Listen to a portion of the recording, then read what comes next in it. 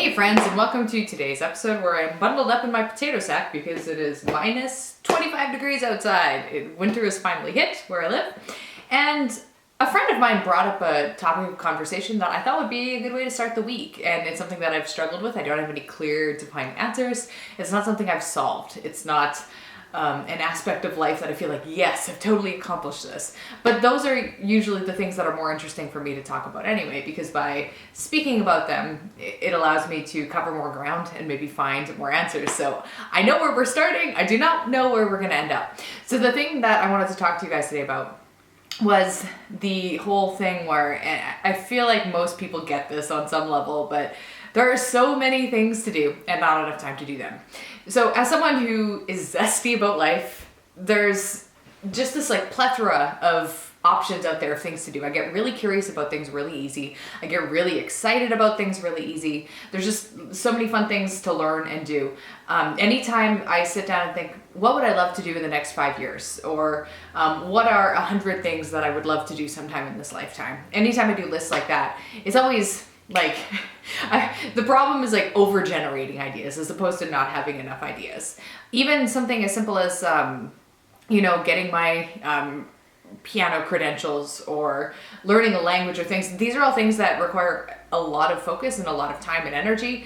And I've often struggled with the feeling that I don't have enough time in this life. It's like I would have to clone myself 4 times and maybe learn some, I don't know, what do you call it when you extend people's life? I don't know, immortality, like praying for the science that I'll get to live a little bit longer. But yeah, generally, I feel like there's too much that I want to do in this lifetime and not enough time to do it. And I've been thinking about that, and I actually feel that one of the greatest gains against this that I've made is having a child, weirdly enough, because when I was younger, I never worked much. When I was younger, I had part-time jobs. I never had maybe like once or twice, but I didn't really have like a full-time job where I was doing like the 9 to 5, except for like a couple months here and there.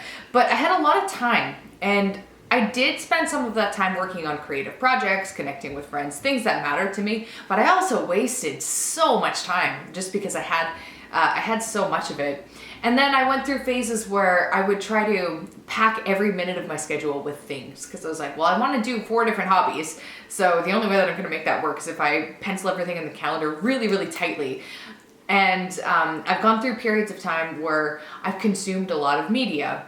And it feels like all day long it's input, where I'm doing something. There's no empty space in between any event or activity of the day, from start to finish, from the moment that I wake up to the moment that I go to sleep. So I've been through all these life cycle phases. And one thing that really was interesting to me after I had a child.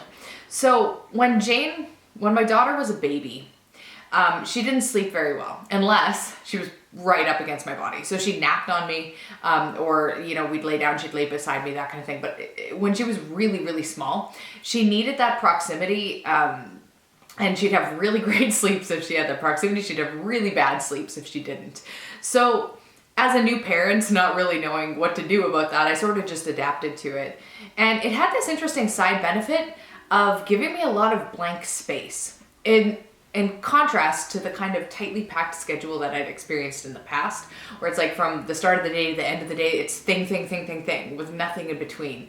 All of a sudden I was having these longer periods where I couldn't do anything. So if I was laying down with her to get her to fall asleep for a nap, we were just sitting in a dark room together. I couldn't watch a YouTube video. I couldn't read a book or do anything. It was just me and this baby and then my thoughts, often for long stretches at a time, like half an hour at a time. And this would happen multiple times per day. And that alone, it was really interesting, because instead of making me feel like time was being taken from me, which I guess it was time that I wasn't putting towards work, for example, or time I wasn't putting towards a hobby.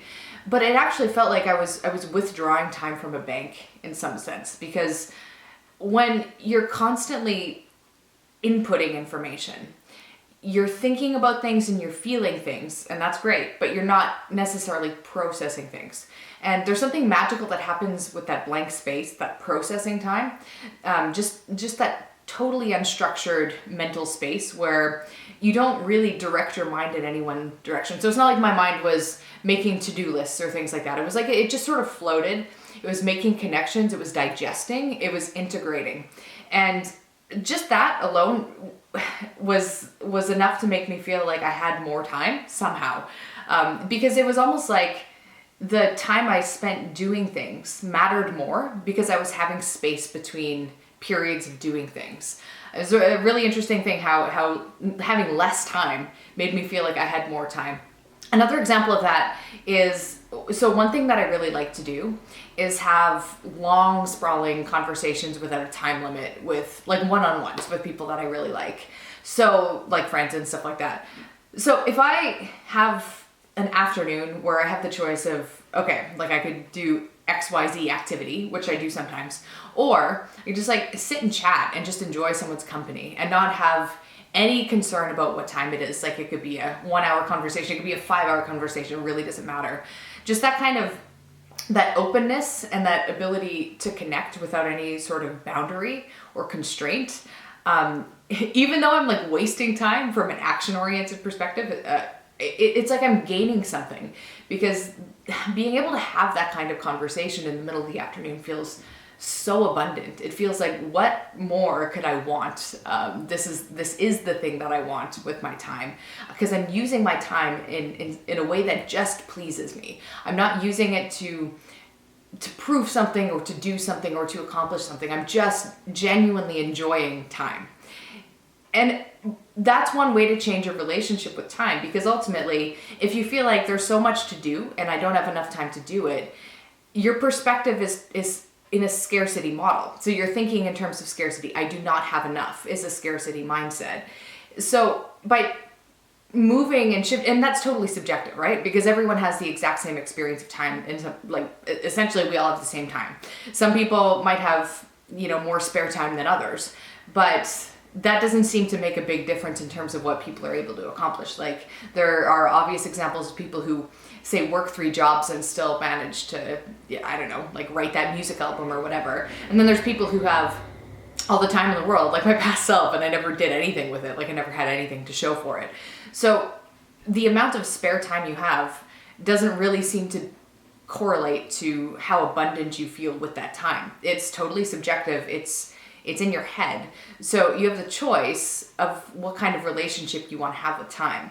So to experience a feeling of abundance with time seems contrary, but when I relate to time in a way where I treat it as though it's abundant, when I have that long, sprawling afternoon conversation, or when I have just periods of time to think or digest the things that I'm learning, the hobbies that I'm enjoying, anything like that, that makes me feel like I have enough time in this life to really enjoy life.